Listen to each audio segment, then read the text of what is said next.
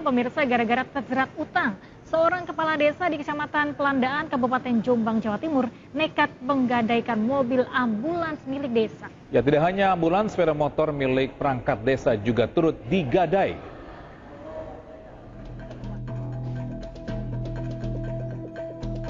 Sudah 1 bulan mobil ambulans milik desa Kampung Baru, Kecamatan Pelandaan, Kabupaten Jombang terparkir di rumah salah seorang warga. Penyebabnya mobil ambulans tersebut telah digadaikan oleh kepala desa Kampung Baru sebagai jaminan atas utang sebesar 10 juta rupiah. Awalnya kepala desa menggadaikan motor milik istrinya kepada warga tersebut. Namun motor diambil oleh istri sang kepala desa, sehingga warga penerima gadai terpaksa mengambil mobil ambulans sebagai jaminan utang. Tidak hanya ambulans, sebelumnya motor milik salah satu perangkat desa juga digadaikan oleh kepala desa dan sampai kini belum dibayar. Waktu pertama aku vario digadaikan, varionya Bulura, nah, terus varionya itu diambil Bulura, otomatis kan yang punya uang itu minta barang lagi, terus rumah barangnya orang kan nggak ada sudah, paling ya terpaksa siaga itu dibawa, ngoten ceritanya. Nilainya sampai berapa itu, Pak? Kemungkinan 10 atau 20 sampai 20 lah. Saat hendak dikonfirmasi, kepala desa sudah beberapa bulan tidak masuk kantor. Atas kejadian ini, pihak Dinas Pemberdayaan Masyarakat Desa Kabupaten Jombang akan memanggil kades yang bersangkutan untuk dimintai keterangan. Dari Jombang, Jawa Timur, Mukhtar Bagus, Ainus melaporkan. Bisa warga saling dorong demi mendapatkan susu sapi gratis yang dibagikan peternak sapi perah di Getasan, Semarang, Jawa Tengah. Jangan kemana-mana pemirsa, Ainus Studio akan segera kembali.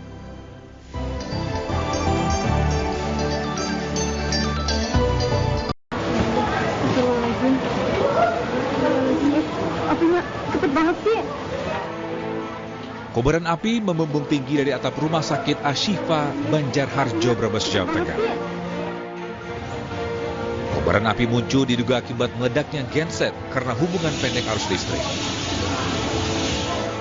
Ratusan pasien sempat panik dan keluar dari ruang perawatan dengan peralatan medis yang ikut dibawa. Sedikitnya 4 ruangan di rumah sakit Ashifa terbakar, yakni ruang genset, gudang, laundry, serta kamar jenazah. 8 mobil pemadam kebakaran dikerahkan ke lokasi kejadian untuk memadamkan api. Tidak ada korban jiwa karena letak bangsal perawatan tidak berada di dekat 4 ruangan yang terbakar.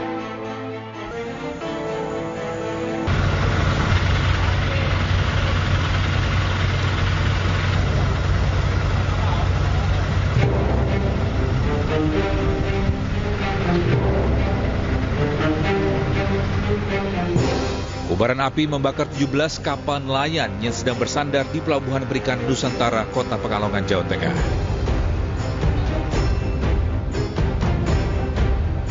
Api diduga berasal dari kapal motor Nusantara, kemudian merembet ke kapal-kapal di sebelahnya. Lebih dari 6 mobil pemadam kebakaran dibantu mobil BPBD setempat dan kendaraan water cannon milik Polres Pekalongan Kota dikerahkan ke lokasi untuk memadamkan api. Banyaknya bahan bakar minyak di dalam kapal serta material yang mudah terbakar membuat petugas mengalami kesulitan untuk memadamkan api. Belum diketahui penyebab kebakaran, polisi masih terus mendalami peristiwa ini dengan memeriksa sejumlah saksi.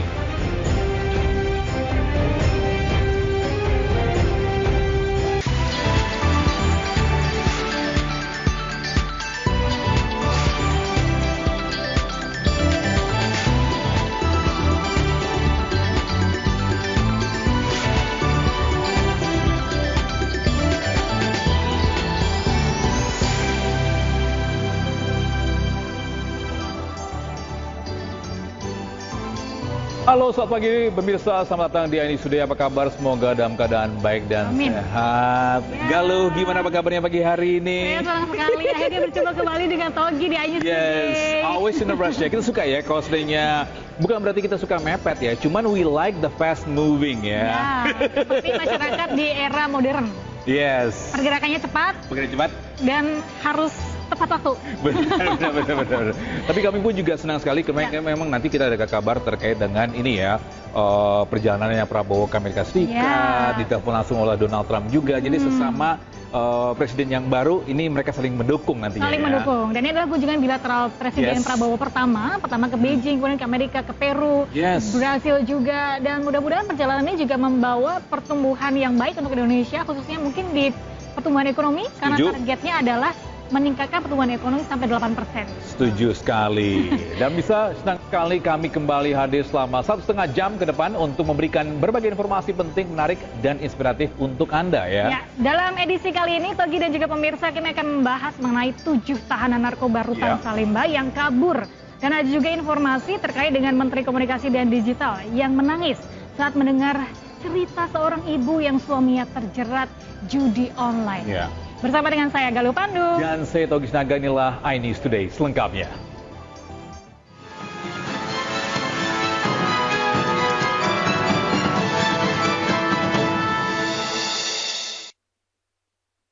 Ya, kita awal informasi pertama di iNews Today kali ini, Togi dan pemirsa. Aksi tak terpuji dilakukan sejumlah pengendara sepeda motor yang melintas di kawasan Jembatan Gantung, Jalan Dan Mogot, Cengkareng, Jakarta Barat. Ya, para pengendara ini nekat membongkar separator bus Transjakarta karena terjebak kemacetan.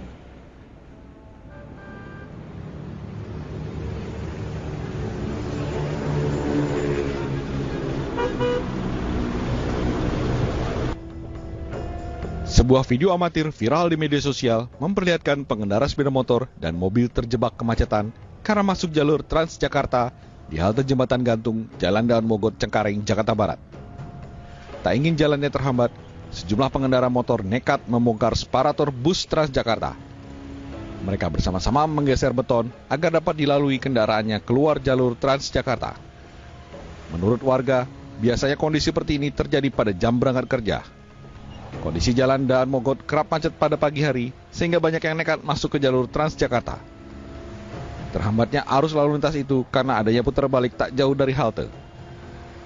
Tapi keadaannya begitulah Bang, ya, betul. Banyak yang masuk jalan. Ada yang lewat jalur busway karena macet ya. Jadi ya gitu, mungkin tiap hari lah. Motor tuh banyak yang lewat jalur busway. Meski kerap dijaga, para pengguna jalan itu biasa memanfaatkan kelengahan petugas yang berjaga di jalur bus Transjakarta. Dari Jakarta, Miftahul Ghani, iNews melaporkan. Ya, kita beralih ke informasi lain, pemirsa. Seorang terduga pelaku penggelapan mobil rental dihakimi warga saat mencoba kabur dan menabrak pengendara motor di Jalan Gontang Raya, Kota Makassar, Sulawesi Selatan. Ya, polisi yang datang ke lokasi langsung mengevakuasi pelaku.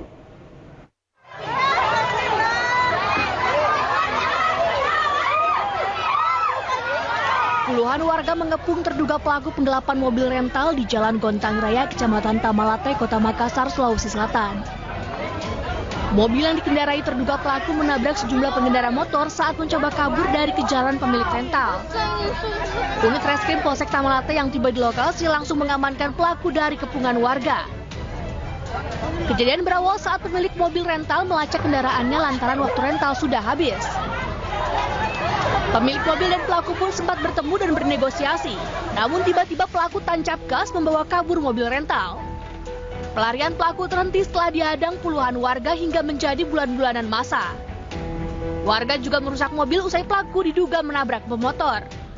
Dan pada saat di tengah perjalanan, si pemakai kendaraan mobil rental mengatakan kepada pihak yang pemilik mobil rental bahwasanya kita berganti pakai, bahwasanya kau turun dulu, nanti kau yang bawa mobil. Pada saat pemilik mobil rental turun, si pemakai mobil kendaraan tersebut melarikan diri sampai terjadinya pengejaran. Guna proses penyelidikan antara pemilik mobil dan pelaku masih dimediasi oleh Polsek Tamalate. Dari Makassar, Sulawesi Selatan, Yoyusvin, iNews melaporkan. Ya, sementara bisa Polres Metro Bekasi ini meringkus 1 dari 2 orang pelaku pembegalan karyawati yang terjadi di Cikarang Barat, Kabupaten Bekasi. Ya, sementara itu seorang warga di Kabupaten Sinjai, Sulawesi Selatan digiring ke Mapolres Sinjai lantaran membegal payudara seorang wanita.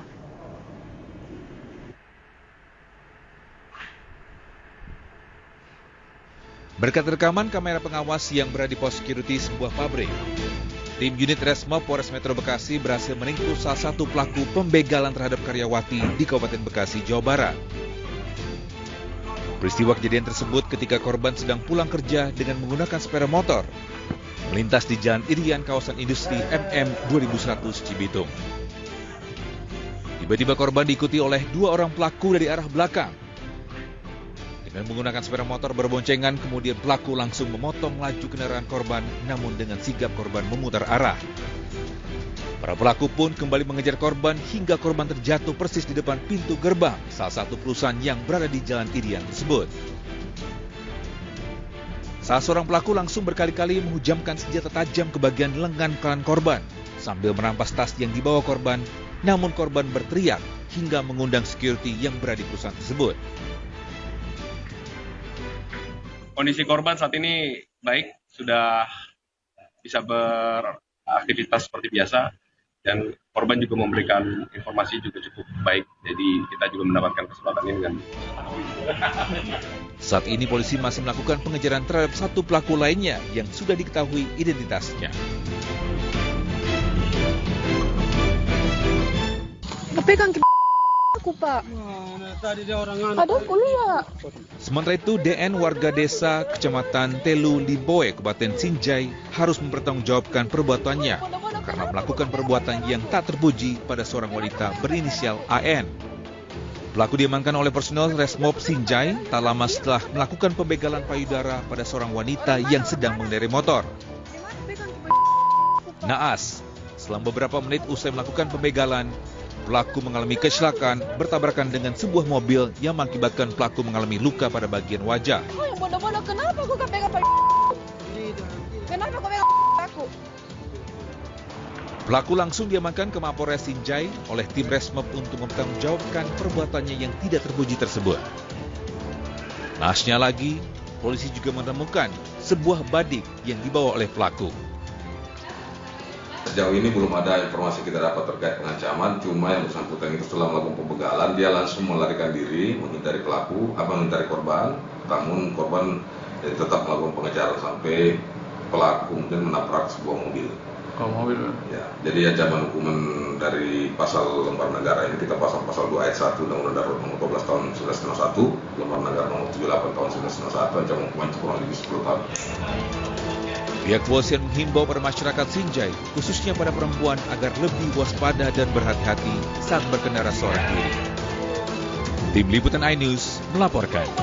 Ini ada informasi lagi-lagi kasus yang kurang mengenakan di sekolah. Ini ada viral di media sosial, seorang pelajar SMA swasta di Surabaya, Jawa Timur dipaksa meminta maaf dengan cara bersujud dan menggonggong.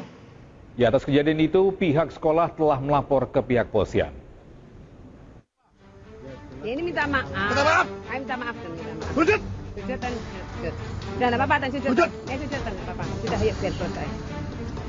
Inilah aksi seorang wali murid yang meminta siswa SMA swasta di Surabaya, ES, meminta maaf dengan cara bersujud dan menggonggong. Tak hanya itu, dalam video yang viral ini, pria ini meminta ES dengan cara membentak. Saya gunakannya security di sini.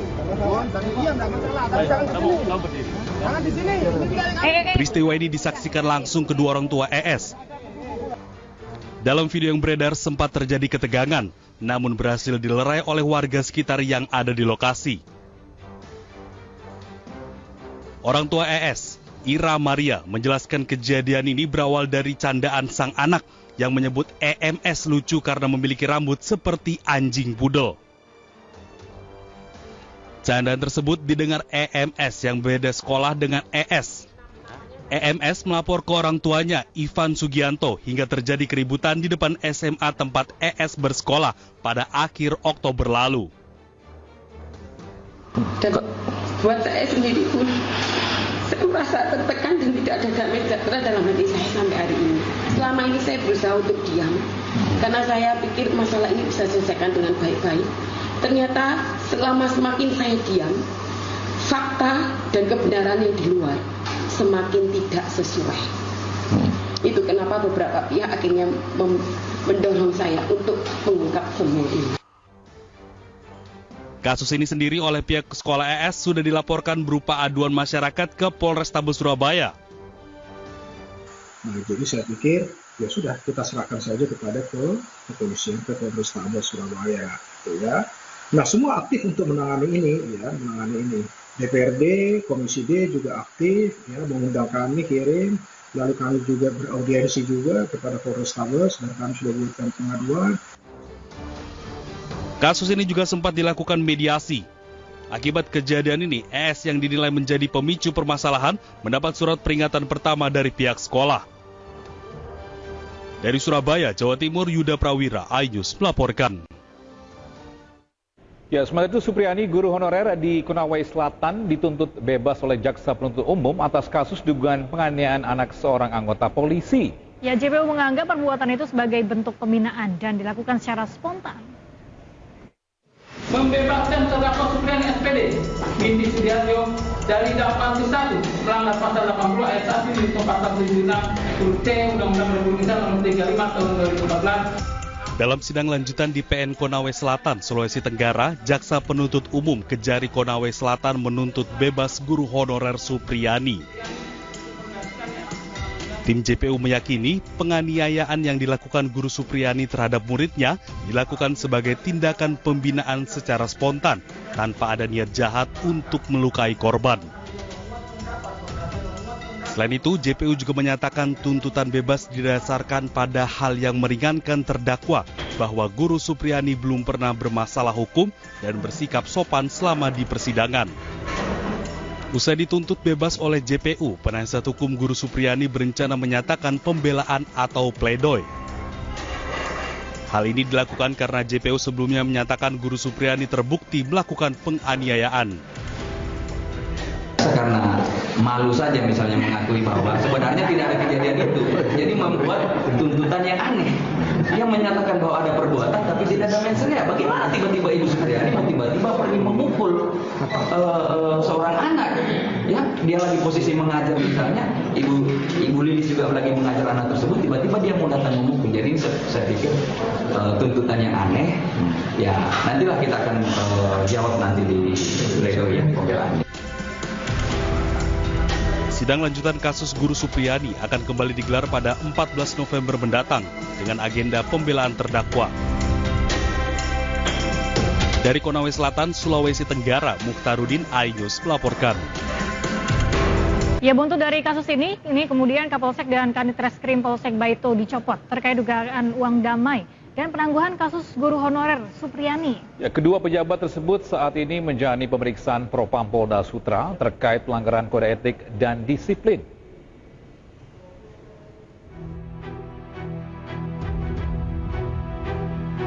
Kapolsek Baito, Ibda Muhammad Idris dicopot imbas uang damai kasus guru honorer Supriyani yang masih bergulir di Pengadilan Negeri Andolo, Konawe Selatan. Selain Kapolsek, Kanit Reskrim Polsek Baito, Aibda Amiruddin juga ikut dicopot. Kedua pejabat Polsek Baito saat ini masih dalam pemeriksaan oleh Propam Polda Sutra terkait kasus pelanggaran kode etik dalam penanganan kasus guru honorer Supriyani. Kapolres Konawe Selatan, AKBP Febri Sam, saat ditemui masih irit bicara, namun membenarkan adanya pencopotan kedua pejabat Polsek Baito. Kan ini sebagai pimpinan atau membenarkan ya bahwa memang ada pergantian begitu. Saya ngobrol lagi, sudahlah. Diketahui, Ibda Muhammad Idris dan Aibda Amiruddin meminta uang sebesar 50 juta kepada Supriyani dengan alasan untuk menghentikan kasus dugaan kekerasan pada salah satu siswinya yang juga anak polisi yang bertugas di Polsek Baito. Sebelumnya, dalam persidangan pada 11 November 2024, penuntut umum Kejari Konawe Selatan membebaskan Supriyani dari semua tuntutan. Dari Konawe Selatan, Kendari, Mukhtarudin, iNews melaporkan. Ada inisiasi yang dilakukan oleh kementerian untuk mencegah dan mendukung peningkatan kualitas pendidikan di pondok pesantren. Kementerian Agama melalui Majelis Masyayikh meluncurkan aplikasi layanan pendidikan pesantren yaitu MM Melayani di Jakarta. Ya, peluncuran ditandai dengan pemukulan beduk secara digital. Melalui layanan ini nantinya akan ada standar baku bagi pesantren, mulai dari pengajar, kurikulum hingga pengawasan yang memastikan tidak ada kekerasan serta pelecehan di lingkungan pesantren. Selain peluncuran aplikasi layanan pendidikan pesantren, pada acara ini Menteri Agama Nasaruddin Umar ini juga sekaligus mengukuhkan Dewan Majelis Masyik.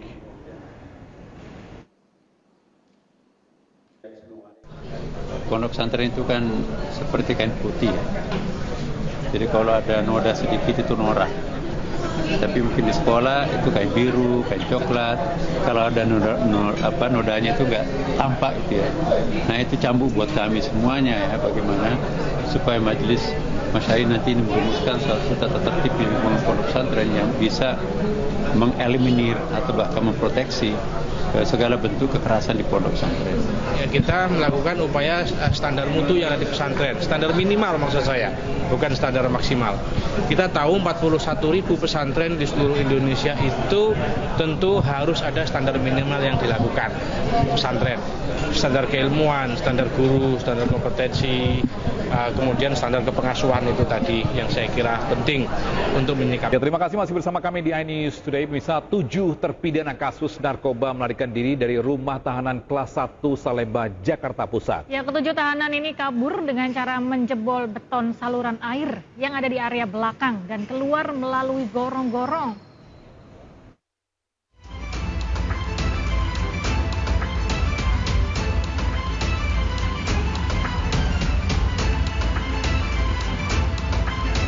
Melalui gorong-gorong saluran air ini, ketujuh tahanan rutan kelas 1 Salemba, Jakarta Pusat melarikan diri. Para tahanan menjebol beton saluran air di halaman belakang rutan yang mengarah ke area samping luar rutan. Ketujuh tahanan kasus narkoba ini adalah Murtala, Maulana, Wahyudin, Agus Salim, Jamaluddin, Anas Al-Karim, serta Mary Januar.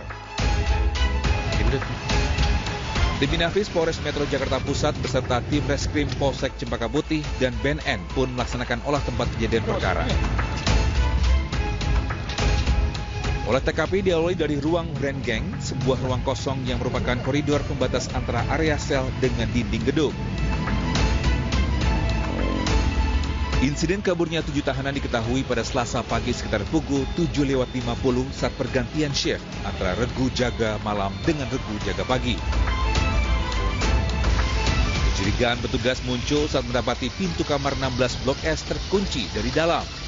Nah, ketika didobrak dan disaksikan petugas yang akan menerima jaga pagi pada saat itu bahwa teralis di kamar yang dekat kamar mandi atau ya kamar mandi hunian itu sudah dalam keadaan terpotong atau dipotong, sudah terbuka.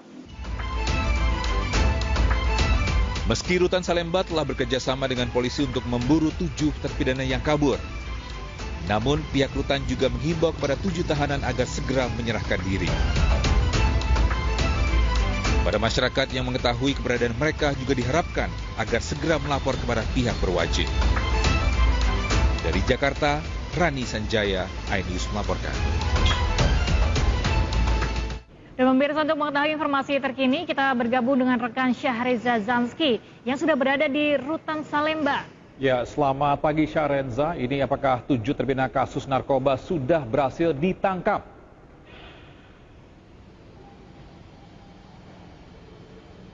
Syahreza?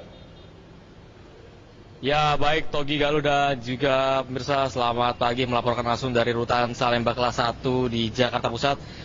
Kami mendapatkan informasi terkini ataupun menarik tentunya soal 7 narapidana yang kabur dari rutan tersebut, di mana kami baru saja mengkonfirmasi kembali soal lewat jalur mana narapidana tersebut kabur dari rutan Salemba. Dan saya akan menunjukkan kepada Anda, Togi Galuh dan juga pemirsa, bahwasanya saat ini saya sedang berada di samping rutan Salemba, di mana ini adalah di samping kanan saya atau di sisi layar kiri Anda adalah rute para 7 narapidana narkotika yang kabur melalui gorong-gorong. Kami telah mengidentifikasi dan masih berusaha konfirmasi, namun tampaknya ini gorong-gorong teralis ini sudah berfungsi kembali, artinya sudah dirapihkan kembali, sudah dilas oleh pihak yang berwenang, sehingga ini tampaknya sudah rapi. Namun dikonfirmasi bahwasanya ini adalah gorong-gorong yang digunakan para 7 narapidana untuk kabur dari rutan kelas 1 Salemba di Jakarta Pusat, di mana mereka kabur dengan menjebol teralis kamar mandi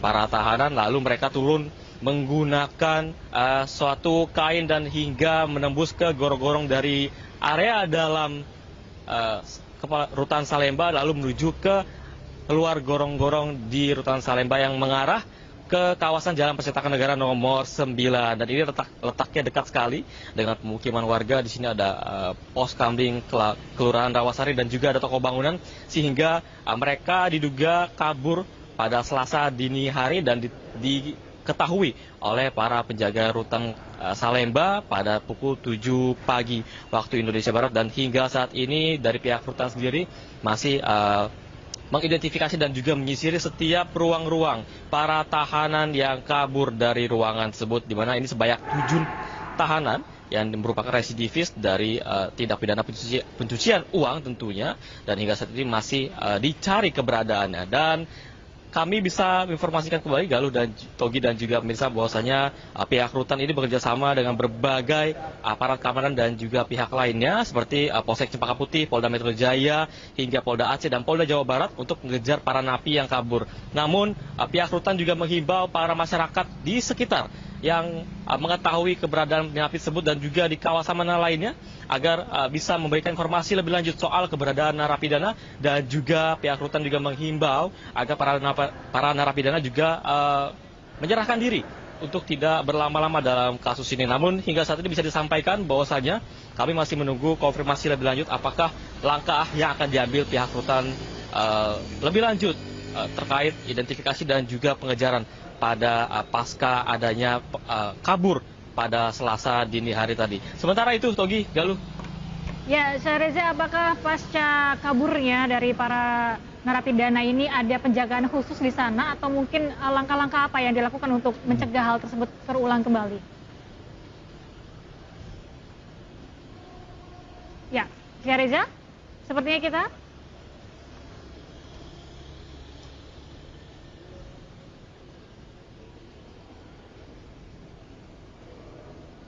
Baik, sepertinya kita mengalami kendala komunikasi dengan Syahriza di sana. Terima kasih Syahriza atas laporan Anda, selamat bertugas kembali. Ya, kita beralih kita berharap juga ya ke para napi yang kabur ini agar segera ditangkap dan tidak meresahkan warga sekitar. Karena ngeri juga nggak sih kalau seandainya, kamu tahu kan kalau Lapas Cipinang itu di area itu kan memang ada perumahan-perumahan.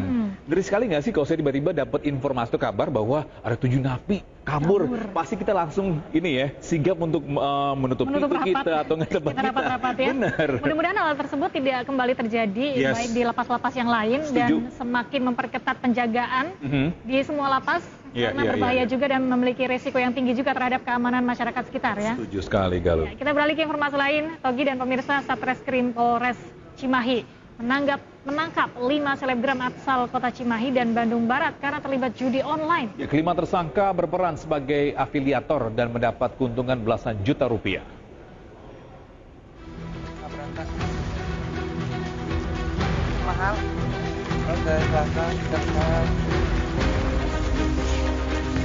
Tim Satgas Astacita Reskrim Polres Cimahi mengamankan 5 selebgram asal kota Cimahi dan Bandung Barat karena terlibat judi online. SN, SG, Nil, Dam, dan Ava ditangkap setelah mempromosikan judi online lewat media sosial mereka. Para tersangka berperan sebagai afiliator dan mempromosikan judi online lewat postingan Instastory mereka. Dari tangan tersangka, polisi mengamankan 5 ponsel, bukti postingan judi online dan akun media sosial kelima tersangka, serta postingan situs judi online. Salah satu selebgram yang juga merupakan ibu rumah tangga mengaku baru menjalankan aksinya selama 6 bulan dan sudah dapat keuntungan 11 juta lebih. Dari 6 bulan ini udah berapa banyak? 11 bulan. 6 bulan sudah dapat 11 juta 400. 700 itu langsung masuk akunnya, langsung masuk ke Polres Cimahi ya, melakukan pengungkapan dengan tersangka 5 orang ya. Kemudian modusnya adalah para pelaku ini menggugah ya postingan baik cerita atau story di akun sosial media di Instagram, kemudian disematkanlah link-link unggahan di ceritanya yang dilakukan oleh para pelaku itu, link-link judi ya, akun judi. Sehingga pada saat kita klik story-nya, secara otomatis kita akan masuk ke dalam aplikasi judi online yang memang sangat meresahkan di Indonesia ya. Atas perbuatannya, para tersangka terancam hukuman maksimal 10 tahun penjara dan denda maksimal 10 miliar rupiah. Dari Bandung, Jawa Barat, Yono Wahyu, iNews melaporkan. Bisa Menteri Komunikasi dan Digital Mutia Hafid menangis saat mendengar curhatan ibu-ibu tentang dampak judi online yang mereka rasakan. Ya, ternyata tidak hanya harus membanting tulang, bahkan ada yang harus bercerai akibat suami kecanduan judi online. Waduh. Alhamdulillah masih bersyukur walaupun sampai ke judi itu emang jahat sampai kita divorce gitu. Menteri Komunikasi dan Digital Mutia Hafid menangis mendengarkan curhatan warga saat acara literasi digital dalam pencegahan judi online di lingkungan sekolah dan masyarakat di Semper Barat, Cilincing, Jakarta Utara. Suami saya sendiri sampai dia ditahan gara-gara judi online.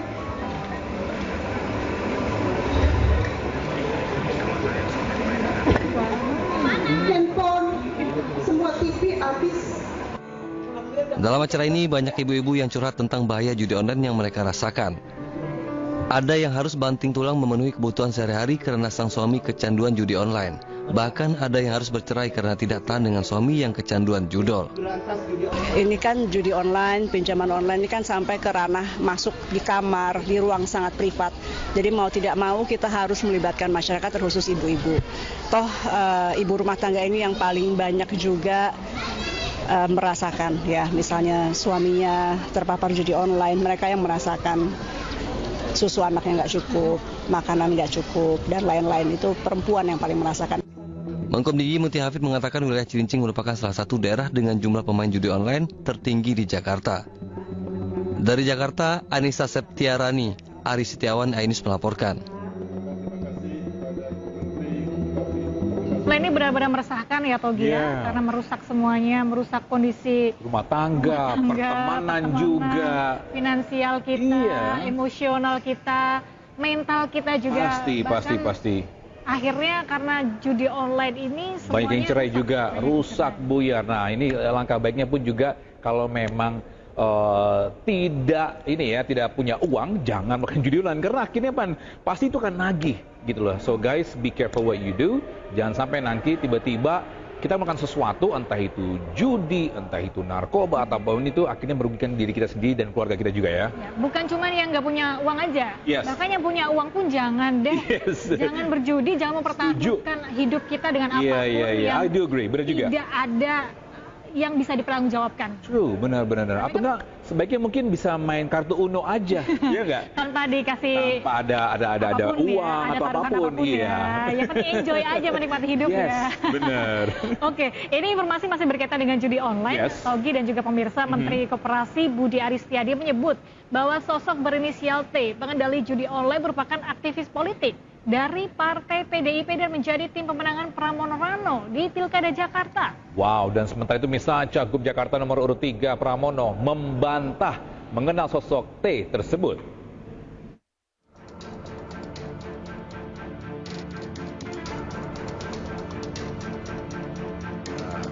Mantan Menkominfo sekaligus Menteri Koperasi Budi Aris Setiadi menyebut bahwa sosok berinisial T berada di balik skandal judi online yang menyeret sejumlah pegawai Kementerian Komdigi. Sosok berinisial T disebut Budi Ari sebagai orang yang menyodorkan tersangka AK menjadi tim tenaga pengawasan dan penindakan takedown situs judi online di Kominfo. Selain itu, Budi Ari juga mengatakan sosok T merupakan aktivis politik yang dekat dengan Menhub Budi Karya Sumadi, menjadi tim ses Ganjar Mahfud di Pilpres 2024 dan kini bertugas di tim pemenangan Pramono Rano dalam Pilkada Jakarta, serta menjadi ketua bidang konten sosial media PDI Perjuangan. Sementara itu, calon gubernur Jakarta nomor urut 3 Pramono Anung membantah mengenal sosok T yang disebut-sebut Budi Ari. Pramono menyerahkan langkah hukum kepada partai atas pernyataan Budi Ari. Saya sama sekali nggak kenal. Saya belum pernah ketemu, jadi saya tidak tahu. Nah, terkait somasinya itu, apakah ada? Ya itu kan tim, saya nggak tahu. Saya nggak tahu, nggak kenal, dan saya belum pernah ketemu. Sebelumnya, Budi Ari menyatakan siap diperiksa polisi terkait keterlibatannya dalam kasus judi online. Polisi juga telah menetapkan 18 orang tersangka. 10 diantaranya adalah pegawai di Kementerian Komdigi. Tim Liputan iNews melaporkan. Ya, sementara itu Kapolri Jenderal Listio Sigit Prabowo memberikan respon soal wacana pemeriksaan Budi Ari terkait judi online. Ya, ini Kapolri juga menyebut jika ditemukan bukti-bukti yang mengarah pada nama tertentu akan langsung diperiksa.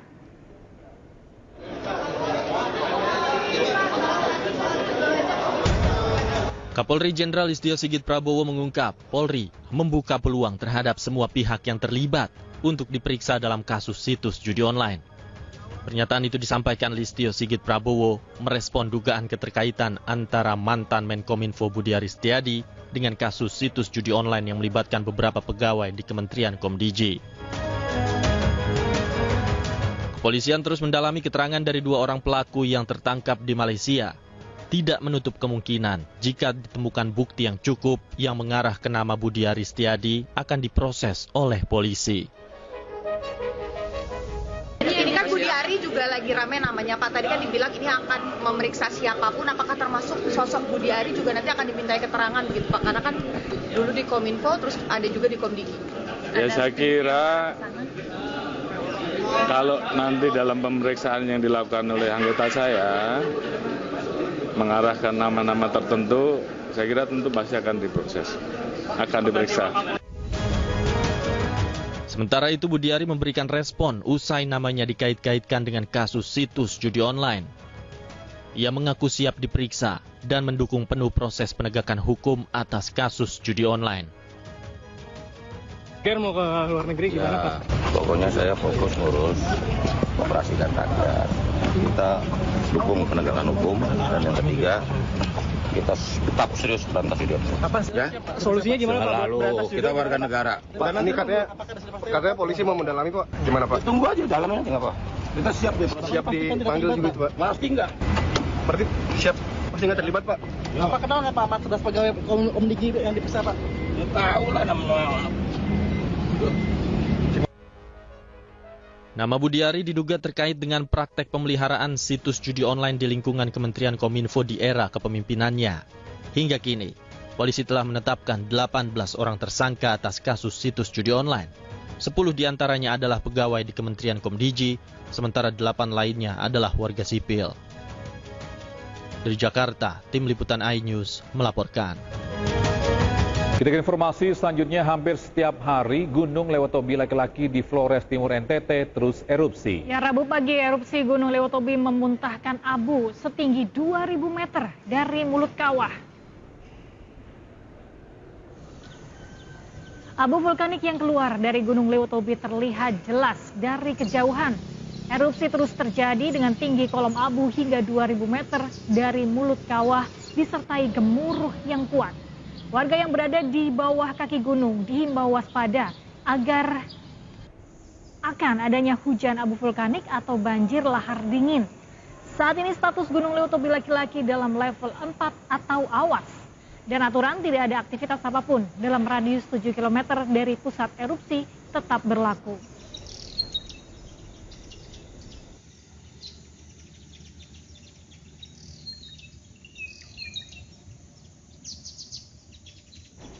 Dan bisa bagaimana kondisi terkini, kita bergabung dengan Joni Nura di Desa Lewo Laga, Kabupaten Flores Timur, Nusa Tenggara Timur. Ya, halo, selamat pagi Joni. Joni, bagaimana situasi terkini pasca erupsi pagi tadi? Selamat siang, Tutsi Danggaru. Sekarang saya sedang berada di Desa Lewo Laga, di mana ada sejumlah pengungsi yang mengungsi di desa ini. Hingga saat ini, Gunung Lewotobi laki-laki terus terjadi erupsi. Hingga siang ini, erupsi pun tidak terhenti. Dia terus mengeluarkan abu vulkanik yang tinggi dengan kolong abu 2.000 meter mulut kawah Gunung Lewotobi laki-laki itu sendiri. Hingga saat ini, tim SAR gabungan ingin mengevakuasi 4 desa yang belum dievakuasi karena mereka terjebak akibat erupsi Gunung Lewotobi itu sendiri. Garu dan Coci. Ya, Joni, ini terkait dengan para pengungsi. Di mana mereka berada saat ini? Apakah mereka ada tempat khusus dibangun oleh pemerintah setempat? Baik, Coci, dapat saya sampaikan bahwa Pemda Flores Timur sudah menyediakan 6 titik posko pengungsian yang berada di Kecamatan Titihena sendiri, Coci. Ya, berkaitan dengan para pengungsi yang sudah mulai mengungsi di tempat masing-masing, apakah ada informasi apa yang diperlukan di sana dan apa yang bantuan yang masih diperlukan di sana? Baik, Garu, dapat saya sampaikan bahwa sejumlah pengungsi yang berada di lokasi kamp pengungsian, mereka sangat membutuhkan makanan, popok bayi, serta susu untuk anak-anak yang berada di posko pengungsian, Garu. Ya, Joni, terkait dengan mungkin aktivitas warga di sekitar, apakah masih normalkah atau dihimbau untuk tidak melakukan aktivitas dekat gunung?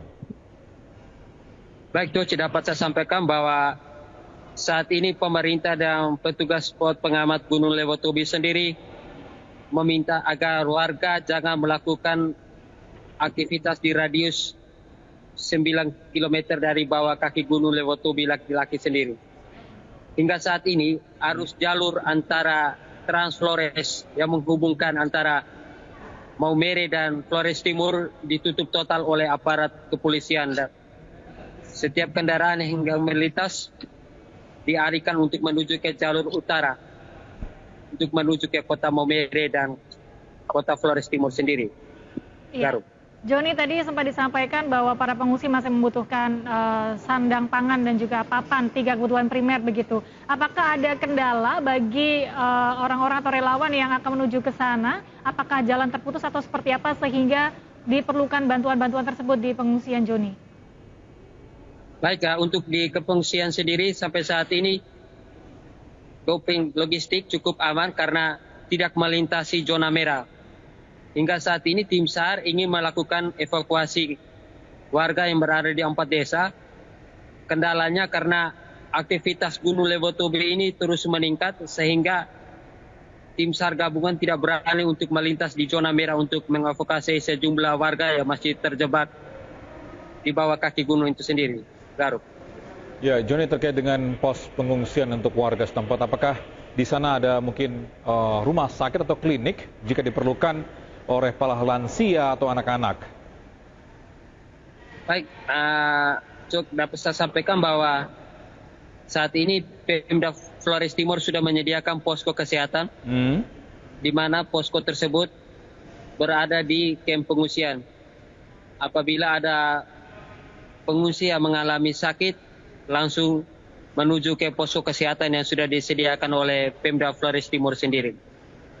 Baik, Joni, terima kasih banyak atas laporan Anda, melaporkan langsung dari Lewotobi laki-laki. Semoga selalu sehat di sana dan selamat bertugas kembali, Joni. Baik, kita ke informasi selanjutnya. Seorang pria lansia dievakuasi bersama kedua anaknya usai 4 hari terjebak erupsi Gunung Lewotobi laki-laki dan terpisah dari istri dan kedua anaknya yang lain. Ya, sementara sebelumnya ratusan pengungsi di Desa Hikong, Kabupaten Sika harus dipindahkan akibat terdampak guguran material.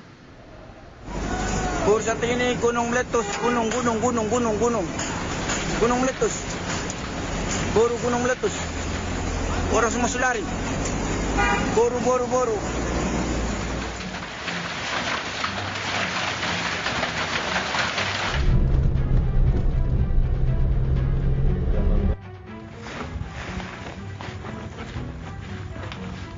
Petugas kepolisian harus membopong Alosius dari kediamannya untuk dievakuasi ke tempat pengungsian bersama 2 anaknya.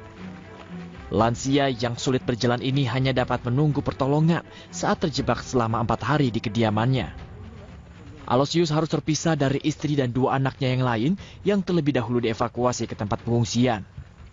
Usai dievakuasi, pria lansia ini dibawa ke posko pengungsi di desa Oputobi, kecamatan Titehena untuk bertemu dengan anggota keluarganya yang lain.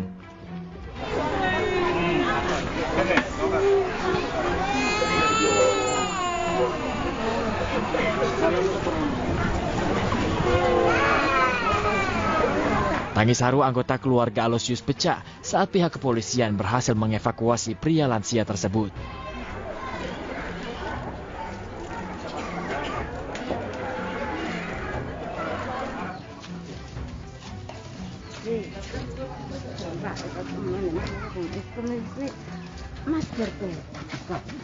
Sebelumnya petugas gabungan memindahkan 300 pengungsi di desa Hikong, Kabupaten Sika menuju posko desa Konga. Ratusan warga ini dievakuasi kembali karena terdampak guguran material Gunung Lewotobi laki-laki. Abu vulkanik yang menyebar di wilayah sangat tebal dalam 2 hari belakangan yang berpotensi berdampak pada kesehatan para pengungsi. Karena debu abu vulkanik ini lebih banyak mengarah ke arah Momere, sehingga di sana terdampak. Memang mereka mengungsi, tapi kebanyakan mereka di sana tidak merasa aman karena abu vulkanik. Yang banyak material-material dari ada Gunung Lewotobi ini terbawa sampai ke arah Hikong, tempat-tempat mereka mengungsi. 7 unit truk dikerahkan untuk mengangkut ratusan pengungsi beserta barang milik mereka. Dari Flores Timur, Joni Nura, Anyus melaporkan. Pemirsa, Ketua Dewan Pembina Federasi Futsal Indonesia, Haritanu Sudibyo, mengapresiasi pencapaian Timnas Futsal Indonesia yang berhasil meraih gelar juara Piala AFF Futsal 2024. Ya, sebagai bentuk apresiasi atas pencapaian yang luar biasa, setelah sebelumnya puasa gelar selama 14 tahun lamanya, AT pun akan memberikan bonus kepada skuad futsal merah putih ini.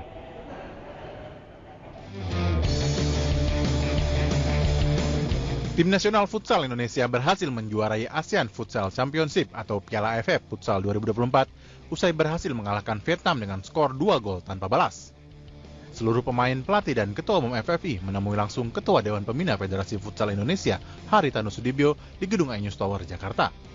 HT yang sebelumnya diketahui telah memimpin dan membawa industri futsal sukses selama 10 tahun lamanya mengapresiasi hasil kerja keras serta kesungguhan seluruh jajaran dalam Timnas Futsal yang berhasil meraih juara. Bahkan, para punggawa skuad Merah Putih ini juga akan mendapatkan bonus karena telah membawa pulang piala kebanggaan futsal di kawasan ASEAN. Ini prestasi yang sangat luar biasa, sangat luar biasa. Jadi, dan kita tahu AFF ini buat banyak pemain tetangga yang kuat-kuat. Yang kita tahu Thailand buat, Vietnam kita pernah menang, tapi sama Thailand terakhir waktu itu kalah. Gitu. Jadi ini satu prestasi yang sangat luar biasa dan peringkat dunia naik dari 28 ke 24. Mudah-mudahan nanti AFC bisa menang, apalagi di kandang sendiri. Selanjutnya, para ofisial serta pemain Timnas Futsal Indonesia akan kembali mempersiapkan diri dan berlatih dengan baik untuk menghadapi turnamen selanjutnya. Kita ada rencana mengundang negara-negara kuat yang rankingnya bahkan di atas Indonesia untuk datang, dan kita ingin mengadakan mini turnamen dengan beberapa negara, dan juga kita akan segera mempersiapkan diri menuju AFC 2026 yang juga baru saja diumumkan akan diadakan di Indonesia. It was clear that we didn't suffer in any of the games. Even in the final that we struggled some minutes, I think we were consistent and that's the result. I think if we continue like this, Futsal Indonesia has a bright future ahead. Kemenangan di tahun 2024 ini menjadi penyemangat dan motivasi Timnas Futsal Indonesia untuk terus berjuang mengharumkan nama bangsa di berbagai ajang internasional lainnya. Dari Jakarta, Anggita Maura Firmansyah, Eri Nugraha, iNews melaporkan. Pemirsa, Timnas Indonesia jalani latihan perdana di lapangan Stadion Madia GBK untuk hadapi Jepang di kualifikasi Piala Dunia 2026 zona Asia. Persiapan fisik dan mental telah dilakukan pelatih Shin Tae-yong dalam hadapi Samurai Biru Jepang ya. Dan informasi ini sekaligus menutup jumpa kita di iNews Today edisi hari ini. Cuplikan tayangan berita iNews dapat Anda saksikan di kanal YouTube @official iNews. Setelah ini Anda bisa langsung menyaksikan iNews Siang bersama rekan kami Wiki Andrian dan Prisa Sombodatu. Saya Galuh Pandu. Dan saya Togi Sinaga pamit undur diri. Selamat beraktivitas. Sampai jumpa besok di jam yang sama. Bye-bye.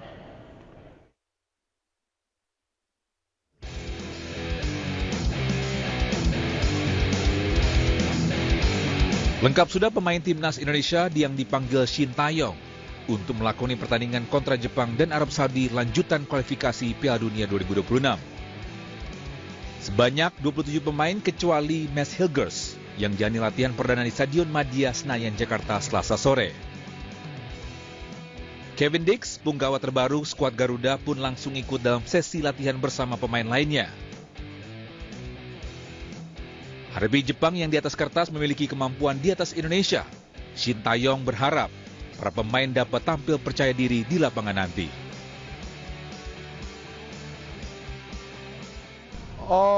일본은 아시아에서 가장 랭킹이 좋은 팀이기 때문에 선수들이 할 수 있다는 자신감, 그리고 피지컬 쪽이나 모든 면에서 우리가 지지 않는다는 그런 강한 멘탈을 갖고 부딪히는 것이 가장 중요하다고 생각합니다. STI juga buka suara soal absennya back FC 20 Mads Hilgers. Cedera yang dialaminya membuat Hilgers terpaksa batal membela timnas Indonesia di pertandingan melawan Jepang. 내가 안 부른 것이 아니고